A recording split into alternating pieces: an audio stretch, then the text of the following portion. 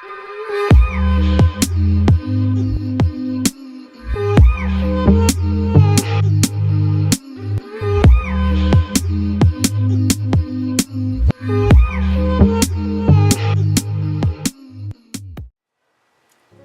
so we're back over at the sewing machine with the black thread, and we're going to talk about stretch fabric. So the first fabric that I wanted to show you, I just have this jersey net cotton, and it is a two-way stretch, which means it'll stretch around the body, but it will not stretch up and down.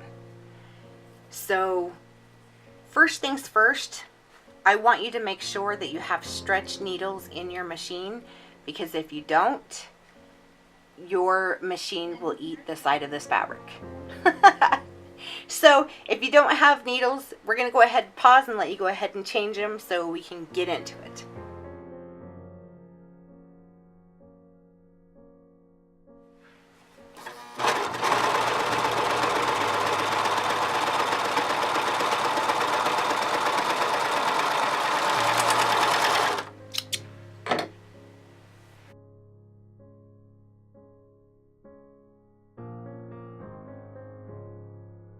Here is just a quick example. I haven't changed any of my dials from working with the non-stretch cotton fabric, and you can see that it's not too far off. It looks good, but we will have to tighten down some of the in fact, I'm noticing the one thing right here. If you can see, when you hold your fabric up to the side like this, there's a little wave. Can you see that on the fabric? The reason why that's waving is because of your differential feed. Now, when you're working with stretch fabric, and you're gonna see it the stretch way more than the non-stretch way. I actually just serged the non-stretch way, which is kind of cheating. So I'm actually gonna show you now with the stretch way, because that's the difference.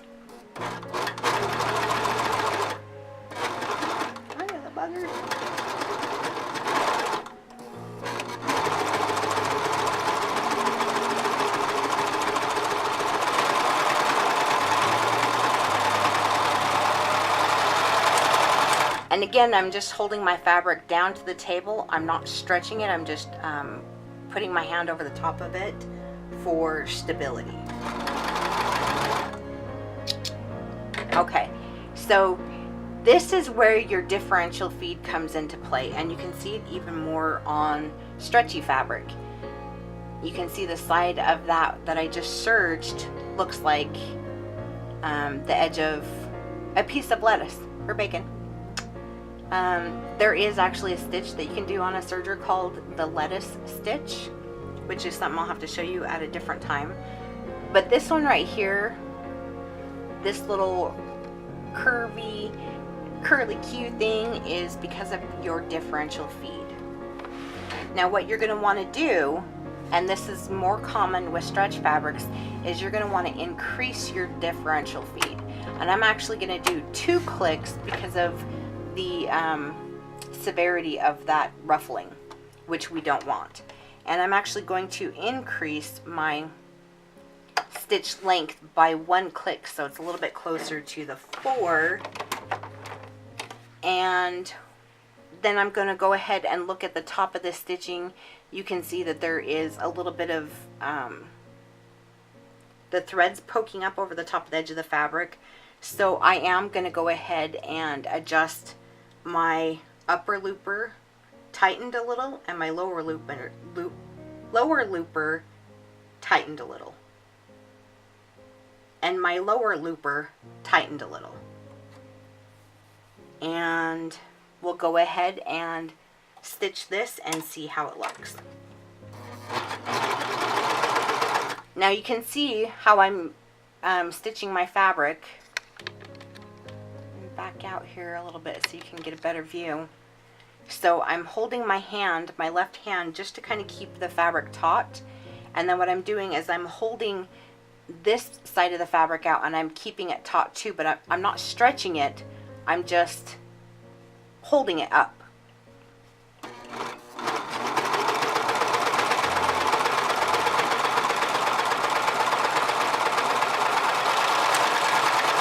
basically what I'm trying to tell you is let the machine do most of the work. You just need to make sure that you're keeping the fabric in an elevated position so the machine can do its work. And if you take a look at that stitch, that looks a million times better than having that crazy ruffle that was going on. So that is the outcome of changing your differential feed with a stretch fabric. Now, the one thing that I do want to tell you is, depending on the type of stretch fabric that you're using, is how much difference you're going to do on your stitch length. Now, I do have that stitch length set pretty good, pretty high. It's almost at a 4. It's like between a 3.5. Yeah, about a 3.5. But if you look at this, it stretches. Now, the one thing that I do want to tell you, if you are working with stretch fabric on a serger, you're going to see that these first 2 spools right here are a different type of thread. And I'm actually going to pull this off so you can see it. This, you can see, is a little bit thicker. Focus. There we go.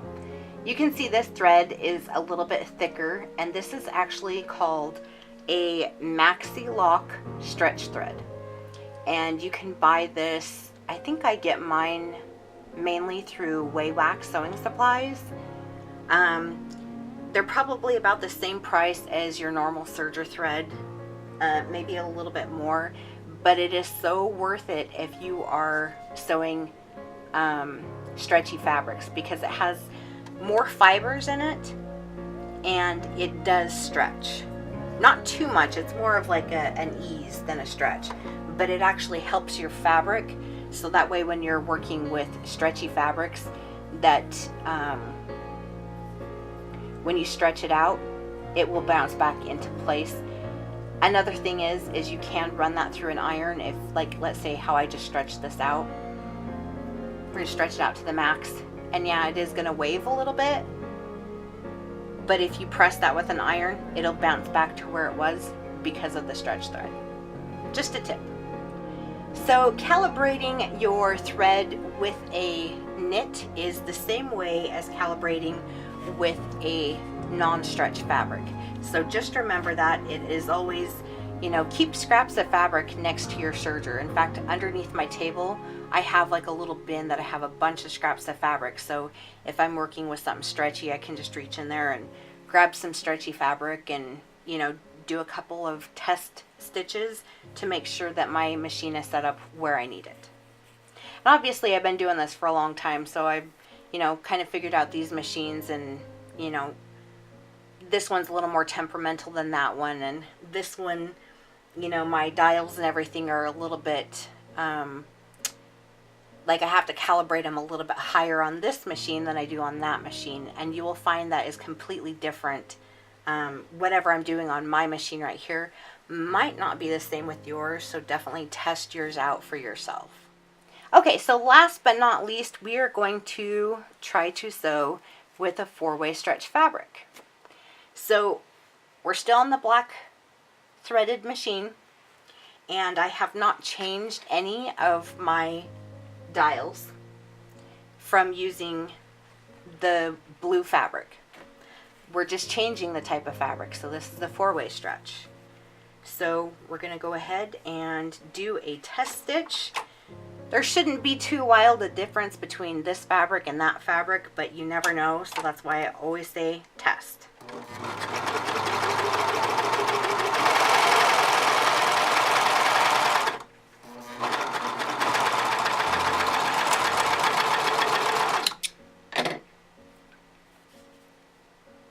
Okay, so you can see that the stitching looks really good the way that it's supposed to with a serger. My loops are looping proper. And then we'll open her up. And there's no ladders, they're just dots. That looks really good. And if you look at the side of here, the differential feed is where it probably, you could tighten it down 1 tick if you wanted to. And then we'll go ahead and we'll stitch the other way.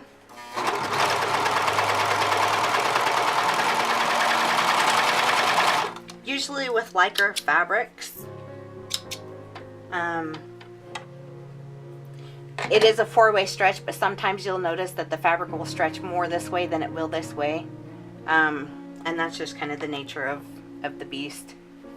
So you can see when I'm stitching the stretchier way that it does curl a little bit more, so you'd actually want to increase your differential feet on that. So we're going to lift it up by 1 tick, and we'll stitch again.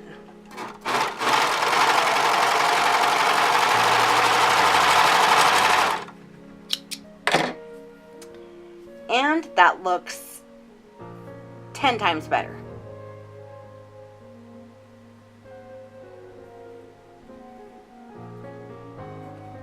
So that's how you're going to handle all of your thread calibration for those 3 fabrics.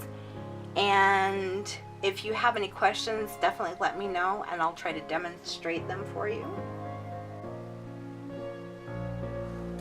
So that's your 3 fabrics. That's your non-stretch cotton fabric, a jersey stretch 2-way stretch fabric, and your 4-way stretch Lycra.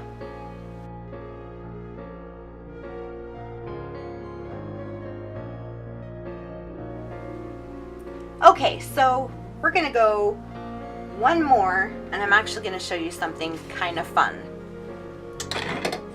With your serger, we're going to go ahead and increase to your stitch width all the way up to a 7, and we're going to set the threads calibrated all the way up. So what I'm going to do is I'm going to take, and this is set up from my stretch, and we're actually going to do this with just the cotton for right now. So what I'm going to do is I'm going to lower these back down to, you know, about 5 and 4, and we're going to calibrate this fabric real quick here.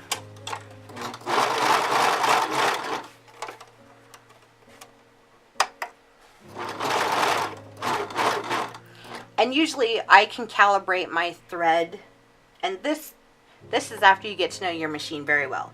I'm looking through and watching the fabric come out the end through this little hole right here, so I can actually adjust my tension from the top, obviously because I can't see the back, but I can usually troubleshoot it while it's in the machine.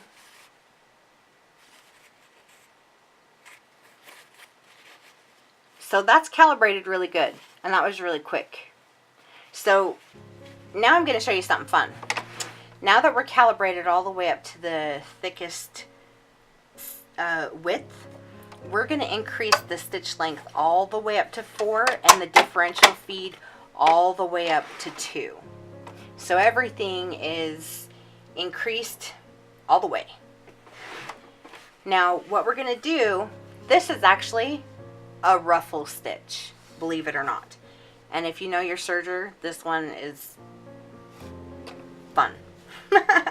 Okay, so again, I'm gonna just hold the fabric up and I'm going to let my machine take it through the way it's going to. Because we increased everything, it's gonna pull it through quicker, so don't try to hang on and end up cutting your finger.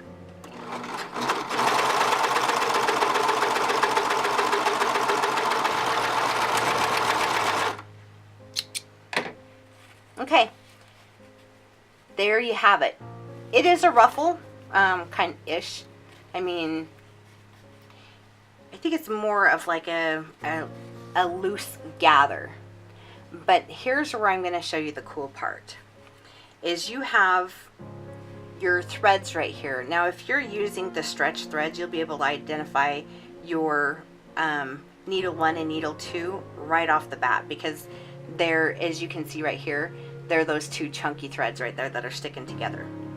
So what we're going to do is we're going to go ahead and grab your needle 1 and your needle 2 thread, as you can see right there, and I'm going to hold on to those little buggers and I'm going to pull this fabric down. And what this is going to do is this is going to save you so much time in doing gathers. I don't know if anyone remembers growing up and your mom gathering like all of your blouse shirts and the little ruffly sleeves and everything. And the way that they did it is they would do 2 stitches with a straight sewing machine that were parallel, and then they would hold onto the threads and pull them. This is the same concept, but it finishes your edge and it's a lot quicker. Just a little fun fact for you. And then if you can see how quick I just gathered that, and you can go as tight as you need to without actually snapping your thread. And then that is a new and quick way to actually gather your fabric. Now, I'm going to blow your mind a little further. Let's say you don't want that gather in there. Let's say you changed your mind between doing it, and now you're like, no, I don't like it. So the way that you can take this serging stitch out completely is the same way that you gathered it. We're going to snip this edge where all the tails are coming off, and then we're going to just pull these 2 threads completely out of the fabric, and then you can see your upper and lower looper are just kind of hanging out on top, so you can pick those off and throw those away. And then you might have to run to your iron and flatten out your edge, but that's a quick way to get your serging out of your project. There's another way to get your serging out of your project. For argument's sake, let's say that you got done building a shirt and you sewed both sides of the shirt from the sleeves all the way down to the bottom hem of your shirt, and you realized that you stitched it wrong, and maybe the bottoms didn't match up or something, so you wanted to take all that serging out. Well, you can't really, I mean, you can pull on those 2 threads from the length of the bottom of your shirt all the way to the cuff of your shirt, but that's going to take a lot of time, and it's going to wrinkle the crap out of your garment. So I've actually found another way that you can take the serging out of fabric a little bit, well, it's a little bit quicker, and it's a little bit nicer. So I'm going to show you real quick.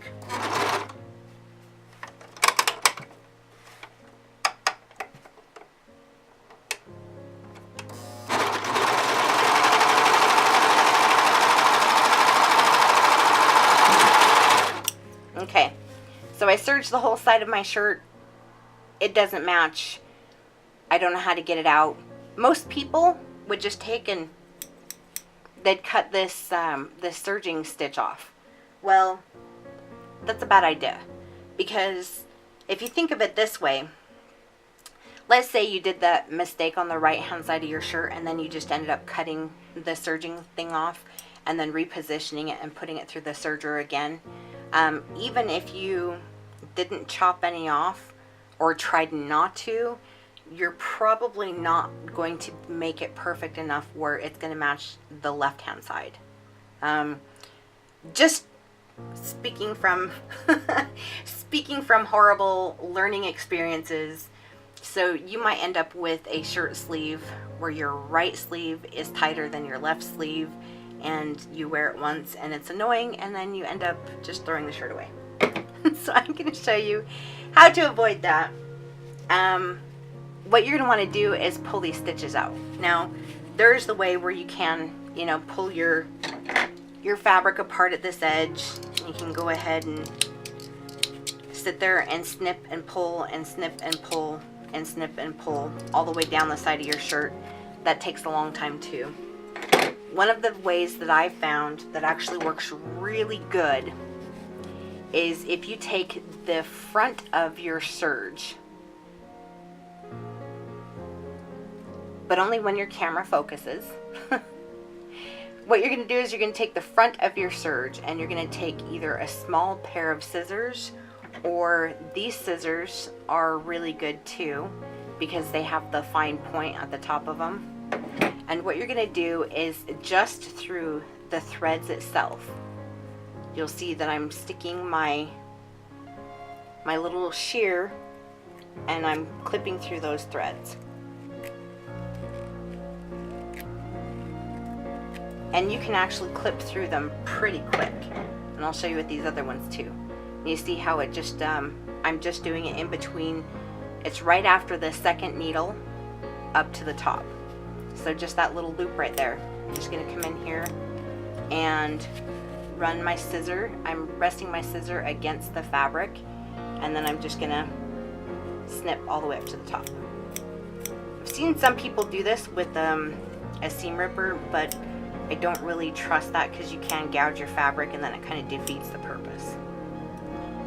So you should have your fabric look like this. So it's just this front freed edge. And when you turn it to the back, you're gonna see all of these loops. See all of these loops hanging out?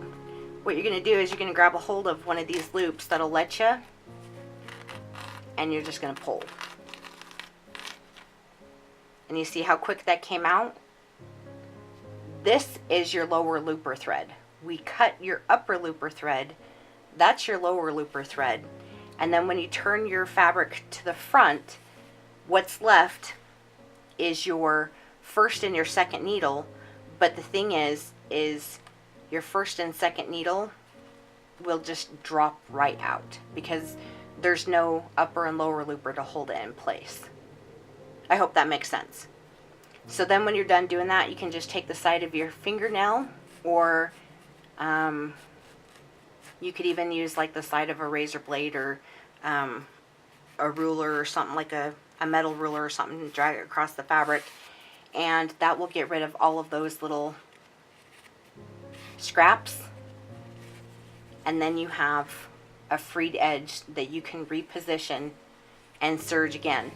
Now, once you've done this to your fabric though, I would highly suggest disengaging your cutter. And like I said before, earlier on in the video, what I like to do is I like to put my cutter where it's almost, you can see right here, it's almost going down into the table. And if you lift my foot up the way I'm doing this, it'll kind of stop you right there. So then I'll disengage my cutter, and then I'm going to reposition my fabric. And you can always use a lint roller to get all these little thread bits out of there. And then you'll go ahead and put your fabric through your machine again, and make sure that your fabric just stays snubbed up right next to that cutter.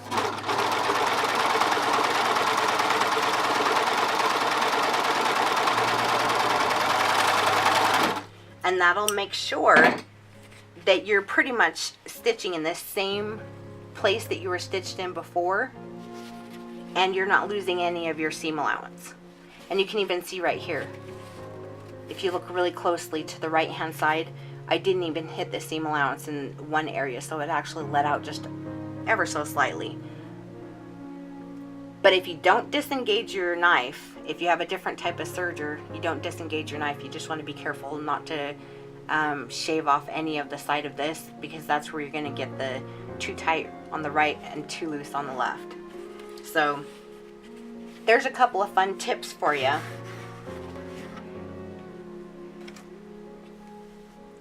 Anyway, I hope you guys enjoyed this tutorial, and I hope I answered some questions. If I didn't, go ahead and leave your questions or comments in the comment section below. And if you guys like this series where I'm showing you different tips and tricks with the Brother 1034D baby lock, then we'll go ahead and maybe we'll continue doing more with it. Thanks again, and happy stitching, guys.